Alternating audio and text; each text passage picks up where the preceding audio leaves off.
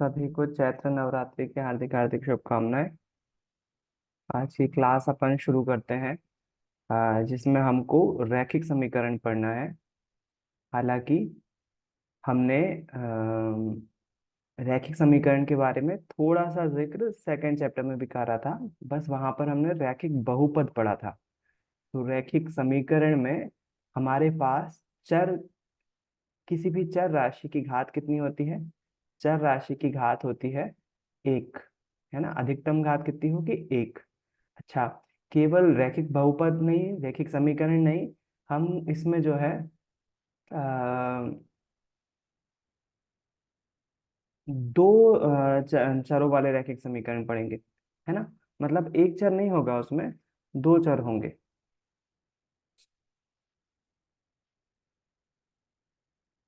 2 minute, एक बार screen खोलो। तो आप में से बहुत सारे लोगों ने, मैं इस पे आऊंगा चैप्टर पे, लेकिन उसका पहले सिग्निफिकेंस समझा दूं। जैसे कि पहले ही बोला हुआ है, पहली क्लास जो है वो उस चैप्टर के सिग्निफिकेंस के बारे में होगी। मतलब हमारे डेली लाइफ में वो क्या यूज हो रहा है उस पर होगी। तो थोड़े से अपन कुछ सवाल देखते हैं जो कि आपने पहले भी देखे होंगे। वो सवाल कुछ इस तरह से हैं।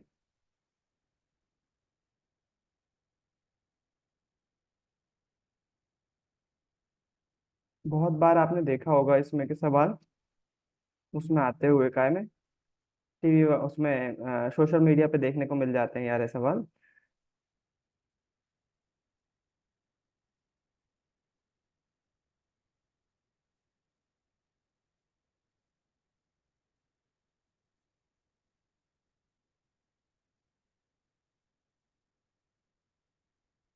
इसमें के सवाल आपको बहुत बार देखने को मिलते हैं, है ना। इनका लेना देना है रैखिक समीकरण से। कैसे? जरा सा ध्यान दोगे आप तो, तीन सेब, तीन सेबों की कीमत 30 रुपए है। एक सेब की कितनी हो जाएगी? अरे 10। हाँ, 2 मिनट, स्क्रीन चेंज हो गई।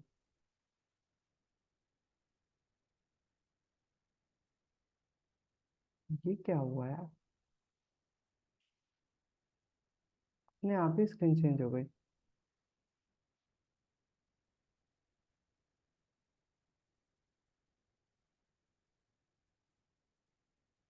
ये रैखिक समीकरण से जुड़े हुए कुछ बेसिक से क्वेश्चन हैं। इसके इसके अपन थोड़े से टफ फॉर्मेट देखेंगे इन क्वेश्चंस के। एक बार मैं फिर से फोटो खोलूं, अपने आप पता नहीं क्यों ये हुआ है।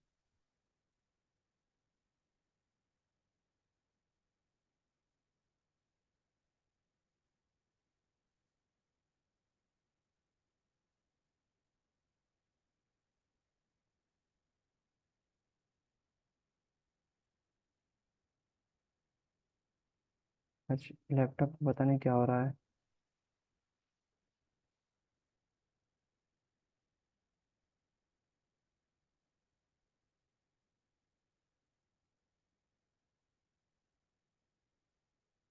यहाँ देखिए, जो पहली सिचुएशन दिखाई दे रही है उसमें हमको पता चल रहा है कि तीन सेब, एक दो तीन, तीनों का जो टोटल वैल्यू है वो 30 है ना। रुपए बोल लो या कुछ बोल लो, तीन केले जो है वो 30 रुपए के आते हैं। तो हमसे बोला हुआ है, बताइए नीचे आके, और फिर उसके बाद बोला है एक सेब, चार केले, चार चार 8 केले, एक सेब और 8 केले 18 रुपए में आते हैं। इस चीज को समझो थोड़ा सा, है ना। अगर हम 4 किलो की कीमत में से दो नारियल घटा दें तो कीमत 2 रुपए बच जाती है। तो लास्ट में हमसे पूछा हुआ है, बताओ कि नारियल, सेब और 3 किलो की कीमत। ध्यान दें यहाँ पर चित्र में 3 केले बने हुए हैं, जबकि ऊपर जो है वो 4 केले हैं। माइक बंद रखो बेटा।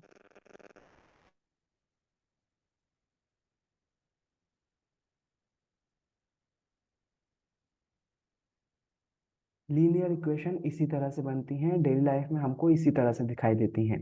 जो हमारी रैखिक समीकरण होते हैं ना, वो कुछ इस तरह से दिखाई देते हैं। बस हम इनको गणितीय रूप में पढ़ते हैं।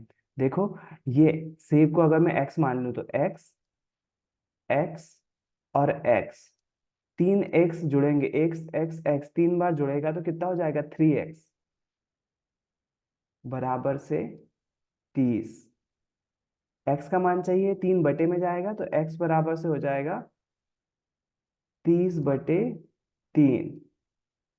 x बराबर से 3 एकम 3 और 0 का 0, मतलब एक सेब की कीमत कितनी आ गई 10। लक्ष्मी ने वैसे ही बता दिया था और आप लोग भी वैसे ही बता दोगे, लेकिन दिमाग में क्या चल रहा होगा, दिमाग में हमारा दिमाग इस प्रकार की कैलकुलेशन करके बता रहा होगा कि इसका मान 30 होगा।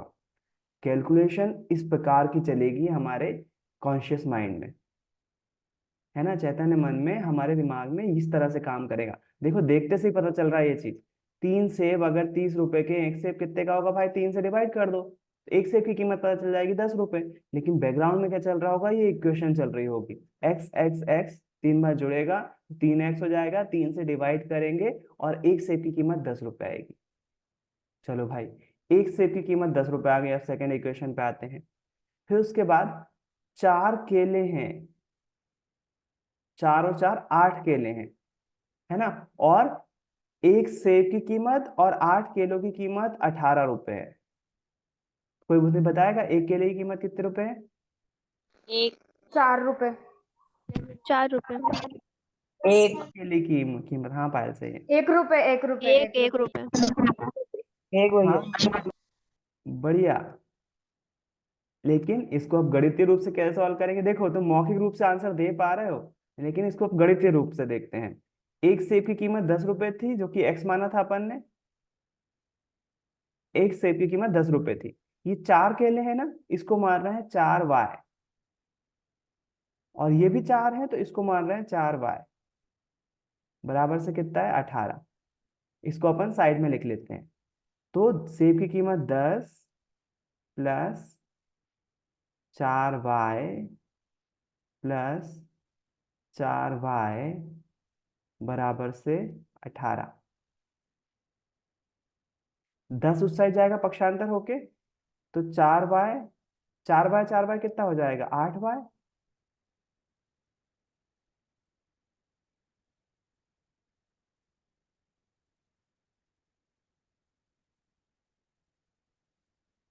नहीं यार कुछ गलती है, 2 मिनट।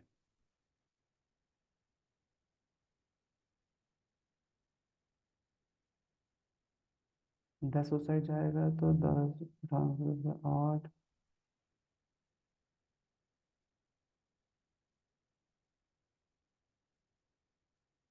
y का मान तो कम आ रहा है, 8y बराबर से हो जाएगा, वैसे लॉजिकली तो यही होना चाहिए। 4y इन दोनों का टोटल 8 हो रहा है, तो एक केले की कीमत इधर 10 10 रुपए तो कैसे कम हो जाएंगे, सर आ तो बचेगा रहा 8। है, एक केले की कीमत एक क्यों आ रही है, 4 4 8, 18 में से। सर सुनो, हाँ हाँ आ रही है, सही 18 सही में सही से सही 10 सही सही जाएंगे सही, तो ठीक है ठीक है ठीक है ठीक है ठीक है।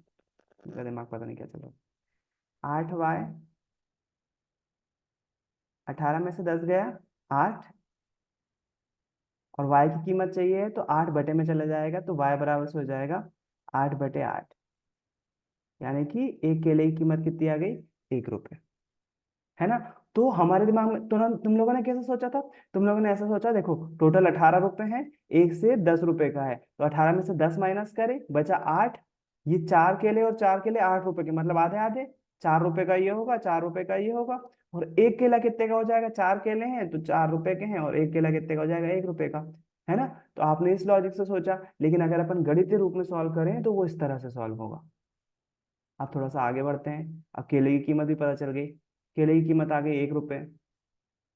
अब ये केलों की कीमत कितनी हो जाएगी 4 रुपए, और 2 नारियल हैं तो इसको मैं लिखूंगा 2z, और ये कितना आ रहा है 2, तो इसको लिखूंगा मैं इस तरह से 4 - 2। जेड को मैं कंफ्यूजन से बचने के लिए ऐसा बना रहा हूँ, बराबर से 2। आपको भी ऐसे ही बनाना चाहिए मैथ्स में।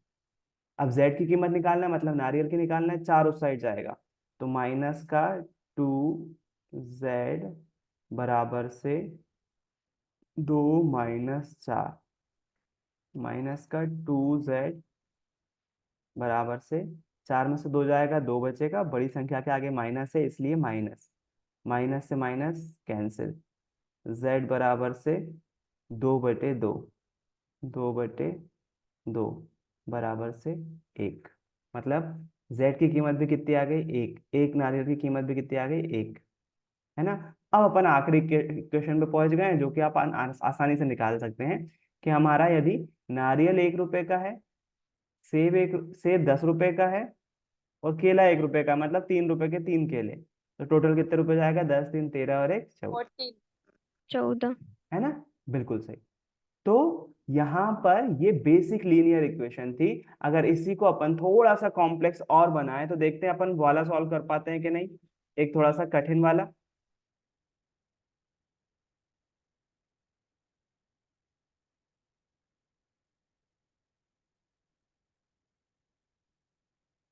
ये है, पता नहीं कौन है, मेरे ख्याल से तो मुझे शुतुरमुर्ग और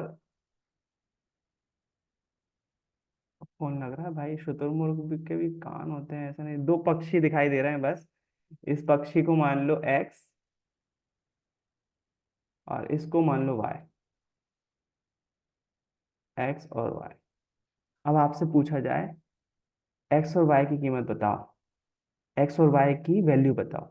ध्यान से देखो आप, तो आगे लिखा हुआ है 3, 1, और 3 पंछी ये वाले एक्स वाले, और एक पक्षी वाई वाला, इन दोनों की कीमत 10 रुपए है, मतलब 10 है ना। और यदि यहाँ पर सामने देखो तो एक वाई की कीमत और एक एक्स की कीमत 4 है, तो हम इससे हमारा दिमाग क्या बताएगा इस सिचुएशन से, एक वाई की कीमत और एक एक्स की कीमत 4 है, तो दोनों आधे आधे होंगे, दोनों को दो दो कर दो तो दो दो 4 हो जाएगा। नहीं भाई, 1 और 3 भी तो 4 होते हैं, 3 और 1 भी तो 4 होते हैं, हो सकता है इसकी कीमत 3 हो, इसकी कीमत 1 हो।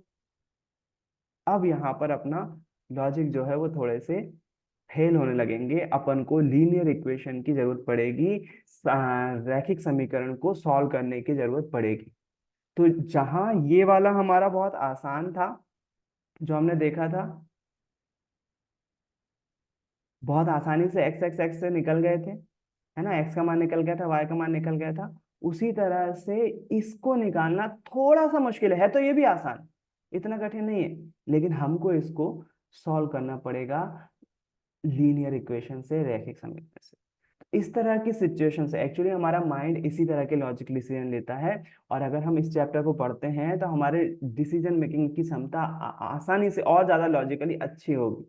देखो, जब भी बच्चे सब्जेक्ट में चूज करने में थोड़ा सा कठिन होते हैं ना, मतलब परेशान होते हैं, उनको लगता है नहीं मैं मैथ्स ले लूँ या मैं कॉमर्स ले लूँ या बायोलॉजी ले लूँ, कंफ्यूज होते हैं, तो मैं मैथ्स का स्टूडेंट हूँ, उनको केवल यही समझाता हूँ कि मैथ्स अगर आप सही तरीके से पढ़ रहे हो तो मैथ्स आपके डिसीजन लेने की कैपेसिटी, जो डिसीजन लेने होते हैं, हमको छोटे छोटे डिसीजन लेने होते हैं लाइफ में, अभी तो मम्मी पापा के संरक्षण में हो, लेकिन जैसे जैसे इंडिपेंडेंट होगे तो छोटे छोटे लाइफ के डिसीजन हमें लेना होते हैं, जो कि गलत भी साबित होते हैं, सही भी साबित साबित होते हैं, है ना। तो उन डिसीजन को लेने के लिए जो मैथ वाला दिमाग दिमाग रहता है वो बहुत अच्छा चलता है ना। यदि मैथ्स आपने सही तरीके से पढ़ी है तो आपके लॉजिक अच्छे होंगे, लॉजिक अच्छे होंगे तो आपकी डिसीजन लेने की कैपेसिटी भी बहुत अच्छी होगी।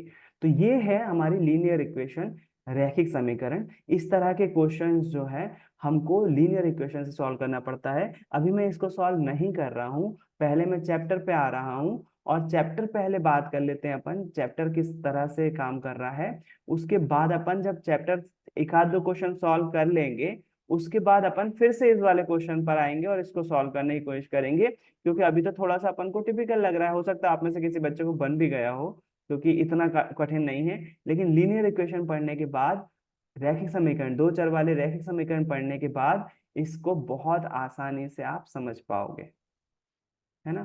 तो अब अपन ले आते हैं चैप्टर अपना 3,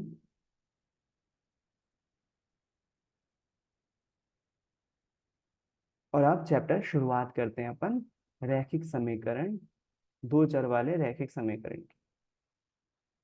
खुल जा भाई, जल्दी खुल जा, इतना टाइम नहीं है, मुझे पनवेल निकलना है।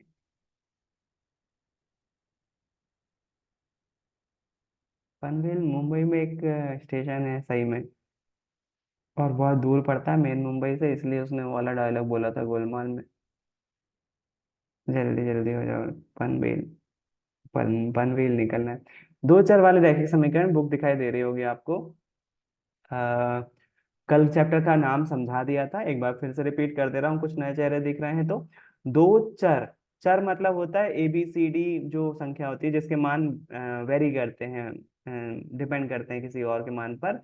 मेनली हम एक्स और वाई और पी क्यू लेने वाले हैं इस चैप्टर में। X Y P Q A भी हो सकता है। दो चर वाले रैखिक समीकरण, रैखिक समीकरण जिसको बोलते हैं, जस्ट बहुपद वाले चैप्टर में हमने देखा था, अगर किसी समीकरण की घात एक होती है, घात एक होती है तो उसको हम रैखिक समीकरण बोलते हैं, है ना।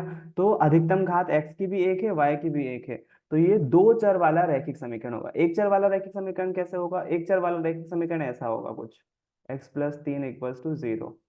ये एक चर वाला रैखिक समीकरण होगा, है ना। जब दो चीजों की बात, देखो आप सेब वाला उदाहरण लिया था अपन ने, सेब वाले उदाहरण में जो कंगिया, जो सेब वाली इक्वेशन थी वो एक चर वाला रैखिक समीकरण था। देखो यहाँ पर, अरे भाई कहाँ गया है यार,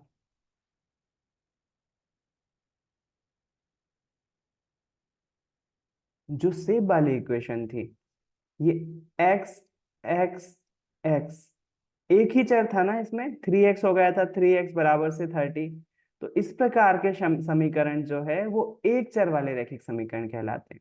जबकि दूसरी वाली सिचुएशन में x+8y हो गया था, तो ये x एक चर और दूसरा ये हो जाएगा दो चर वाला रैखिक समीकरण।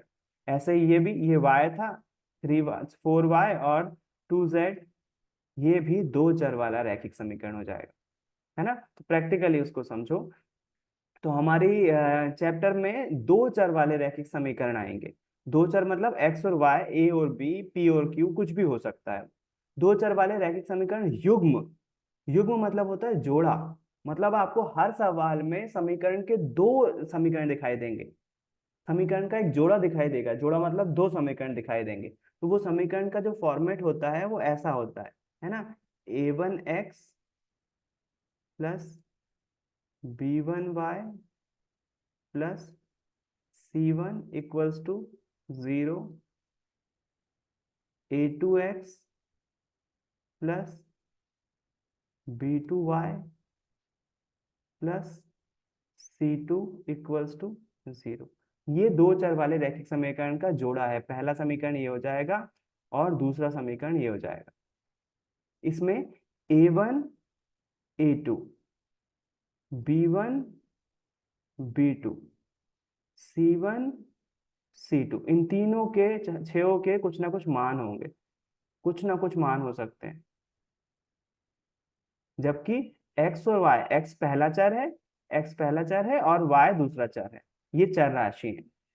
इनके मान नहीं दिए होंगे, इनके मान ही निकालना होते हैं हमको इन समीकरणों, है ना।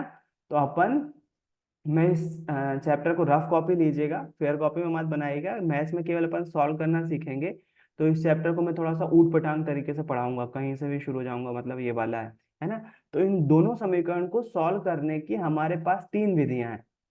पहला है ग्राफीय विधि, ग्राफीय विधि। दूसरा है प्रतिस्थापन विधि, प्रतिस्थापन विधि। और तीसरी है विलोपन विधि, विलोपन विधि।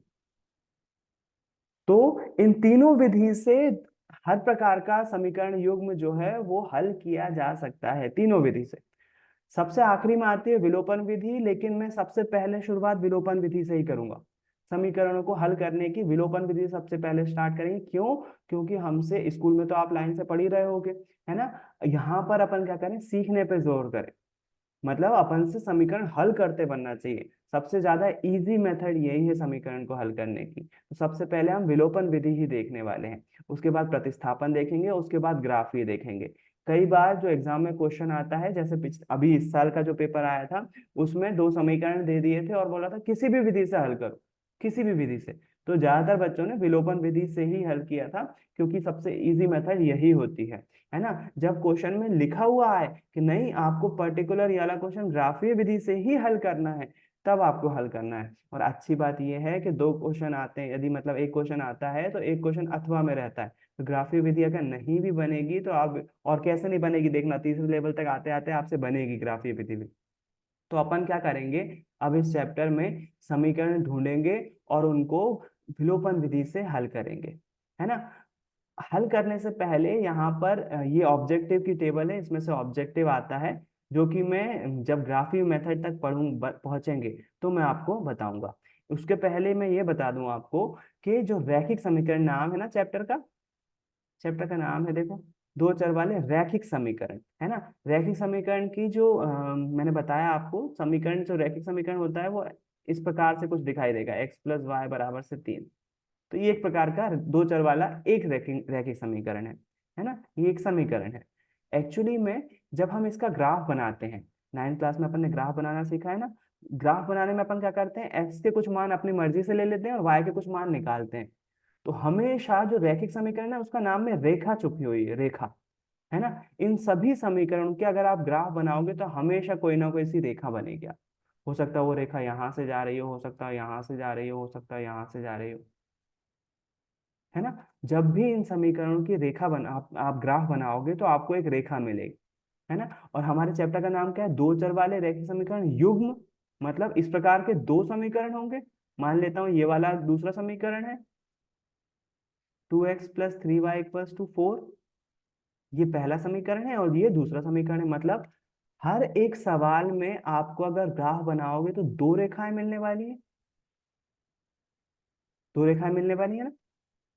तो इसके लिए ये वाली टेबल दी हुई है कि जब भी आपको सवाल का आप रेखा बनाओगे तो कुछ रेखाएं ऐसी प्राप्त होंगी।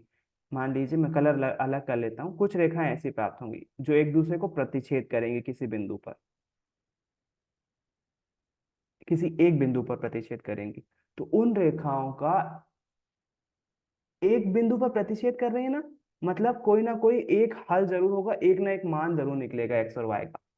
एक बिंदु मिल रहा है ना, बिंदु मतलब एक्स और वाई, पहला जो रहता है वो एक्स रहता है मान, दूसरा जो रहता है वाई रहता है ना। मतलब उसका अद्वितीय हल होगा। अगर रेखाएं एक दूसरे को प्रतिच्छेद कर रही हैं तो उसका अद्वितीय हल होगा। इस पे से ऑब्जेक्टिव बनता ही है, इस बार भी आया है ना। किस तरह से बनता है बताऊंगा मैं। अगर दो रेखाएं एक दूसरे को प्रतिच्छेद कर रही हैं तो समीकरण का अद्वितीय हल होगा। यदि हो सकता है दो रेखाएं एक दूसरे के पैरेलल हो, समांतर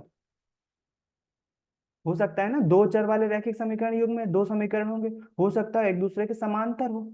जब भी समांतर होंगी तो हम बोलेंगे उसका, क्योंकि एक दूसरे को प्रतिच्छेद ही नहीं कर रही है, प्रतिच्छेद नहीं कर रही है तो कोई बिंदु भी नहीं होगा कॉमन इसमें। जब कॉमन नहीं होगा तो हम बोलेंगे इसका कोई हल नहीं है। जब भी रेखाएं समांतर होंगी तो उसका कोई हल नहीं होगा, कोई हल नहीं, क्योंकि एक दूसरे को प्रतिच्छेद ही नहीं कर रही है वो।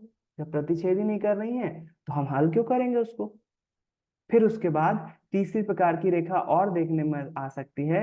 वो तीसरे प्रकार की रेखा क्या होगी, एक रेखा ऐसी जा रही होगी और दूसरी रेखा भी उसी के ऊपर जा रही होगी। एक रेखा ऐसे जा रही होगी और दूसरी रेखा भी उसी के ऊपर जा रही होगी, मतलब इसको बोलते हैं संपाती रेखाएं। कौन सी रेखाएं, संपाती, एक के ऊपर एक। पढ़ा तो होगा, थोड़ा बहुत याद होगा। समपाती रेखाएं जो एक के ऊपर एक रहती हैं। जब इस प्रकार की रेखाएं होती हैं समीकरण में तो हम बोलते हैं देखो ये तो हर बिंदु पर, इधर एक बिंदु मिला था तो हमने बोला था एक हल है, इधर एक भी बिंदु नहीं मिला था प्रतिच्छेद करता हुआ तो हमने बोला था कोई हल नहीं है। इस पे तो हर बिंदु पे मिल रही है ये, हर बिंदु पे। तो इस प्रकार के समीकरण के अनंतः अनेक हल होंगे, अनंतः अनेक हल। मतलब बहुत सारे ऑप्शन सॉल्यूशन होंगे इसके, अनंतः अनेक हल, अनंतः अनेक हल। थोड़ा थोड़ा समझ में आया। हमने क्या पढ़ा, हमने इस चैप्टर में पढ़ने वाले हैं दो चर वाले रैखिक समीकरण, लीनियर इक्वेशन पढ़ने वाले हैं। दो चर होंगे उसमें और दोनों की घात एक एक होगी, अधिकतम घात। कभी भी आपको दो वाला नहीं मिलेगा इस चैप्टर में, है ना। मिलेगा भी तो वो कैंसिल आउट हो जाएंगे कहीं ना कहीं। और हर एक रैखिक समीकरण का अगर अपन ग्राफ बनाओ तो वो एक रेखा होती है। और हमको हर एक क्वेश्चन में दो समीकरण मिलेंगे, मतलब हर क्वेश्चन में दो रेखाएं रहेंगी। अब वो दो रेखाएं या तो एक दूसरे को एक बिंदु पर प्रतिच्छेद करेंगी तो अद्वितीय हल होगा, है ना, या तो एक दूसरे के समांतर होंगी, प्रतिच्छेद नहीं करेंगी, तो कोई हल नहीं होगा, और या फिर एक के ऊपर एक होंगी, संपाती होंगी, तो हम बोलेंगे उसके अनंतः अनेक हल हैं। थोड़ा थोड़ा समझ में आया, है ना। अब होगा क्या, केवल और केवल इन तीनों सिचुएशन में केवल और केवल जिनका अद्वितीय हल होगा बस हम उन्हीं को सॉल्व करेंगे। अगर कोई रेखाएं कोई हल नहीं है और अनंत अनेक हल में आते हैं तो उसको सॉल्व नहीं करना है। मतलब एक्स और वाई की वैल्यू हमको केवल इसके बेस केस में निकालना है, क्योंकि रेखाएं प्रतिच्छेदी होंगी तो एक बिंदु पर मिलेंगी और उसी का मान सही होगा बस। तो अद्वितीय हल जिन जिन के होंगे बस उन्हीं को सॉल्व करना है, कोई हल नहीं, अनंत अनेक हल के लिए हमको सॉल्व ही नहीं करना है। अब अपन देख के कैसे बता पाएंगे कि इस समीकरण का अद्वितीय हल है, इसका नहीं है, इसका है, इसका नहीं है, कैसे बता पाएंगे। तो अपन एक समीकरण का उदाहरण ले लेते हैं, समीकरण के जोड़े का मतलब उदाहरण वाला क्वेश्चन देख लेते हैं कि हम कैसे बता पाएंगे कि समीकरण के अनंत अनेक हल है। मैसेज आता है ना, तो स्कूल जाना है, क्लास है क्या?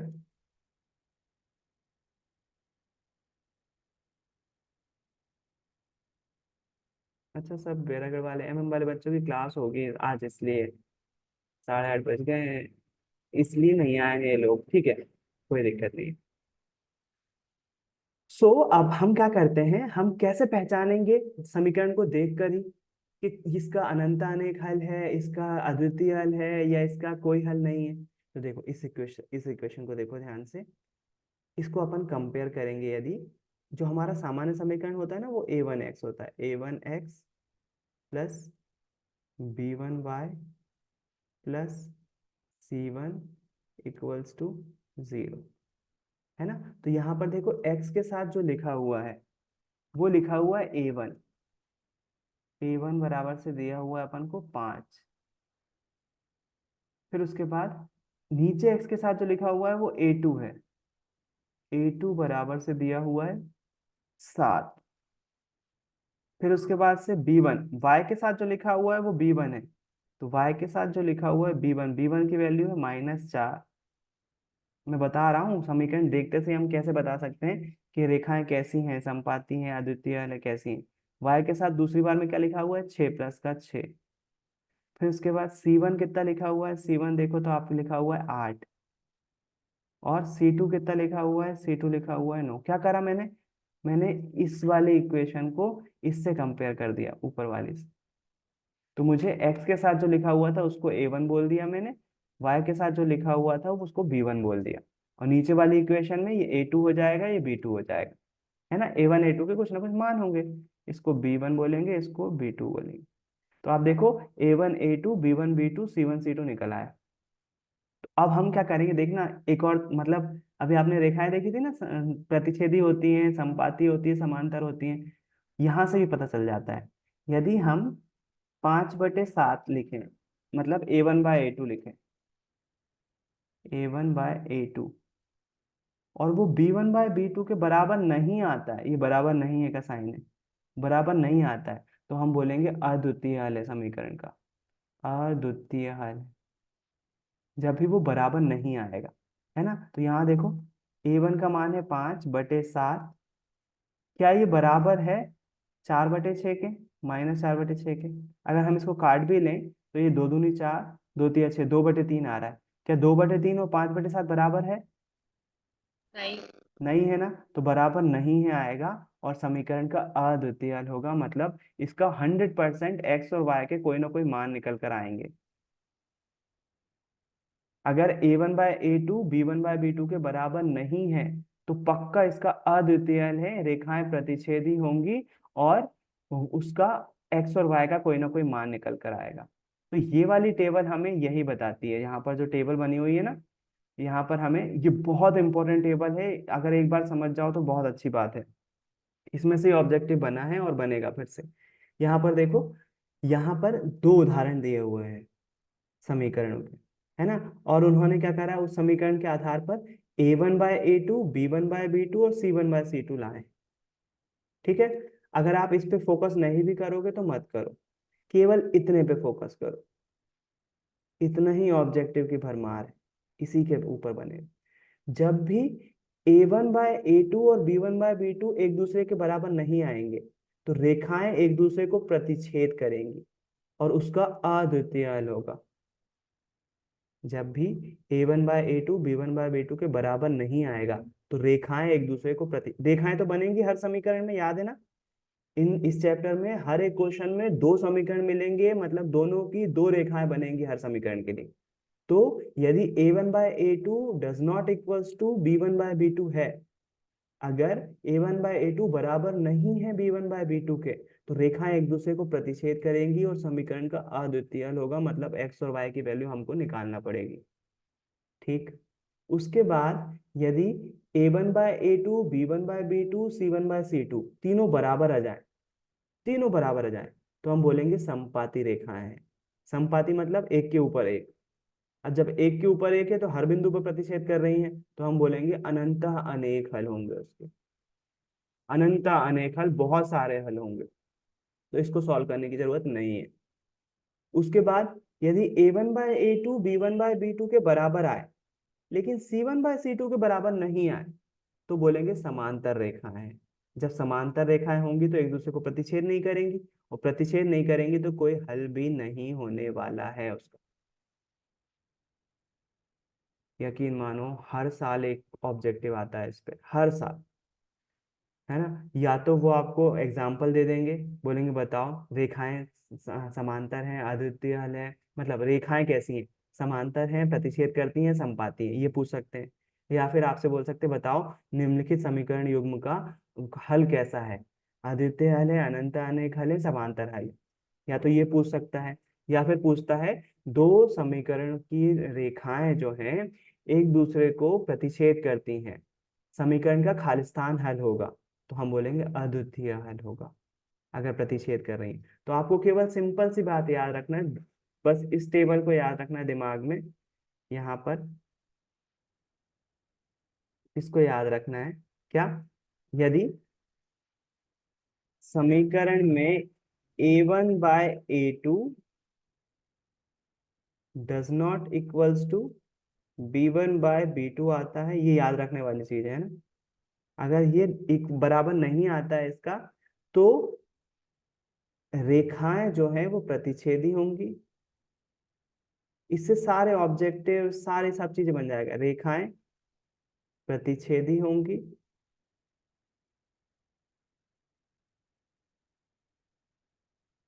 और समीकरण का अद्वितीय हल होगा, मतलब x और y की वैल्यू निकल के आएगी, अद्वितीय हल होगा। अद्वितीय का शाब्दिक अर्थ समझते हो? अद्वितीय मतलब दूसरा और कोई नहीं, एक एकमात्र हल होगा, है ना। अद्वितीय मतलब कि अ मतलब असत्य, गलत हो गया है ना, असत्य। कब लगाते हैं? जब कोई चीज गलत होती है। तो अद्वितीय मतलब दूसरा कोई हल नहीं, केवल और केवल एक हल, केवल और केवल एक हल, इसलिए उसको अद्वितीय हल बोलते हैं। यदि A1/A2 equals to B1/B2 equals to C1/C2, ये तीनों बराबर आते हैं, तो रेखाएं समपाती होंगी। कैसे होंगी रेखाएं? समपाती, एक के ऊपर एक। और जब एक के ऊपर एक होंगी तो उसके अनंत अनेक हल होंगे, अनंत अनेक हल।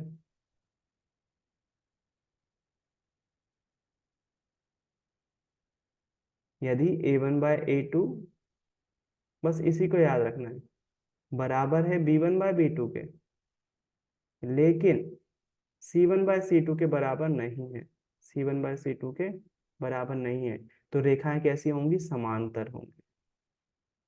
जब समांतर होंगी तो क्या होगा? उसका कोई हल नहीं होगा, कोई हल नहीं,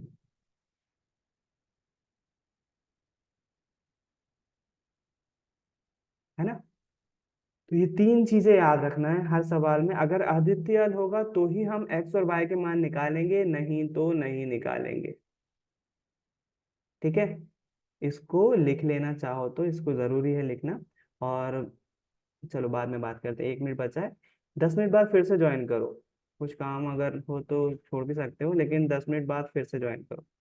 आज अपन विलोपन विधि सीखेंगे, है ना। 10 मिनट बाद 8:40 पे, ओ सॉरी 8:50 पे।